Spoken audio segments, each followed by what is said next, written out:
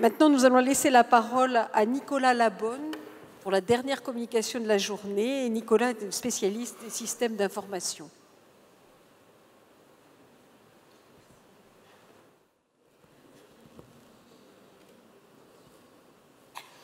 Bonsoir à tous. Tout d'abord, je tenais à remercier le professeur Blum et le docteur Zins de me donner l'occasion de m'exprimer à ce symposium, à nouveau, et qui, en raison de mon parcours, revêt une importance toute particulière pour moi. Je dis à nouveau, car lors de l'édition 2011, j'avais pu aborder le sujet de la consolidation du dossier médical et du partage d'informations, un sujet qui est toujours d'actualité aujourd'hui.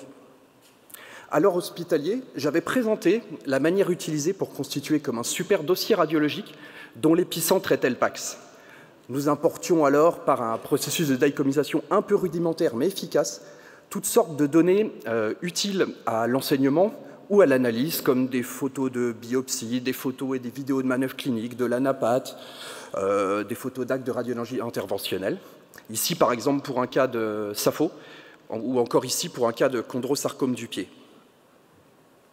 Mais nous importions aussi les PowerPoint présentés lors des RCP, et nous avions été très surpris d'apprendre que lorsque ce type de document était présent dans le dossier, il devenait l'information la plus consultée. Et l'intérêt porté à ce type d'information cachait un besoin sous-jacent sur lequel je reviendrai un peu plus tard. Mais tout ceci nous avait conforté dans l'idée que le radiologue, ayant une meilleure connaissance de l'environnement et du contexte, était en mesure de fournir une meilleure qualité de service, dont le bénéficiaire était bien entendu le patient, mais aussi le demandeur. Quoi qu'il en soit, le système mis en place en 2011 et ayant incontestablement rendu service, n'est aujourd'hui plus adapté et est en fin de cycle. Pourquoi? Tout d'abord, en raison de contraintes et de besoins croissants. Tout d'abord, il est de plus en plus difficile de récupérer les données produites hors radiologie, potentiellement sur un autre site géographique, et elles sont de plus en plus nombreuses. Le côté figé des logiciels d'intégration à installer sur chaque poste en respectant des prérequis d'environnement, des licences, en ayant à prévoir des formations, toutes des problématiques que vous devez connaître. Un besoin croissant de conserver le format original du fichier importé pour pouvoir y apporter des modifications a posteriori, ce qui n'est plus possible une fois DICOMisé. Et puis, comme souvent, le manque de personnel pouvant être affecté à ces tâches. Et puis, si ce besoin existe toujours aujourd'hui, il doit prendre nécessairement une autre dimension et une autre orientation en raison d'une double maturité assez récente.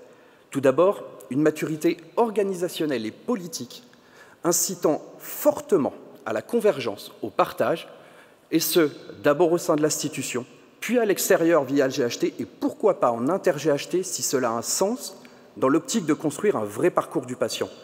Et puis, comme souvent, une maturité technologique grâce à des systèmes d'information et à des outils innovants, flexibles et communicants par nature, comme peut l'être une VNA.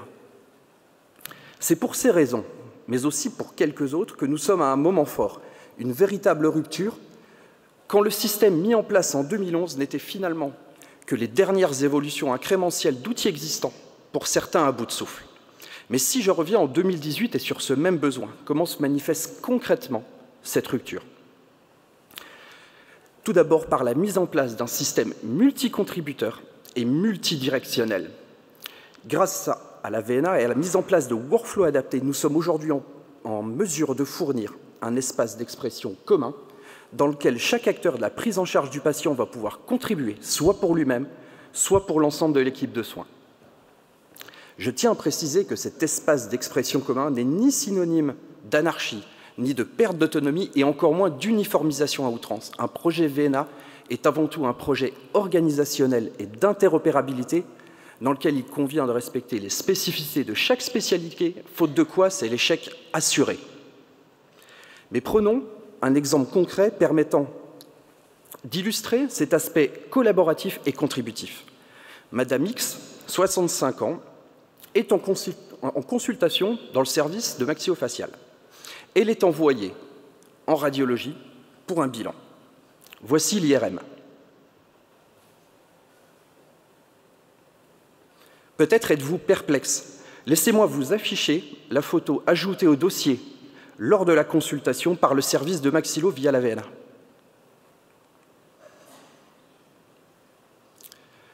Cette information, disponible immédiatement, permet une meilleure compréhension de la problématique grâce à sa contextualisation. Ces données autrefois cloisonnées ou disponibles uniquement par certains acteurs et uniquement, potentiellement, que dans l'établissement d'origine, font désormais partie intégrante des renseignements cliniques. Elles sont disponibles par tout professionnel de santé autorisé à en prendre connaissance, quelle que soit sa localisation et quel que soit l'outil qu'il utilise. Pour ajouter ces données, rien de compliqué ni de chronophage, l'opérateur a simplement sélectionné son patient à travers une worklist qui lui est mise à disposition, a téléchargé les photos et a pu, à une étape supplémentaire et facultative, ajouter des métadonnées, des mots-clés à des fins de collection, de recherche, voire de statistiques. Mais ce besoin croissant s'illustre aussi en dehors de la radiologie, et j'ai notamment discuté avec beaucoup d'ORL, et qui m'ont remonté un besoin très fréquent de confrontation des audiogrammes avec le scanner de Rocher associé, ou encore des panendoscopies à confronter au scan, à l'IRM et au PET. C'est une demande de plus en plus fréquente. Mais cet écosystème qui voit ses contributeurs grandir n'en a peut-être pas terminé avec les sollicitations. En effet, l'acteur qui va voir sa contribution grandir est le patient lui-même. Augmentation de la part d'ambulatoire, de la télémédecine, de l'hospitalisation à domicile sont autant de facteurs qui nécessiteront de trouver des solutions pour maintenir le contact avec un patient nettement moins présent dans les murs des institutions. Et là encore, nous sommes à un moment fort, une rupture, et ce, en raison, encore une fois, d'une double maturité. Tout d'abord, une maturité de l'opinion, et je vous laisse prendre connaissance de ces chiffres, qui sont assez révélateurs de la nouvelle relation qui est en train de s'installer entre le patient et ses soins. Et puis, encore une fois, une maturité technologique. Car si c'est vrai de manière générale pour une solution qu'elle doit être légère, flexible, sécurisée et communicante, ça l'est encore plus lorsqu'elle s'étend en dehors des murs des institutions. Légère et flexible, HTML5 nous le permet. Sécurisé, de nouveaux protocoles nous le permettent. Et enfin, communicante, l'apparition de normes de type FHIR nous ouvre de nouveaux horizons et nous donne de nouvelles opportunités.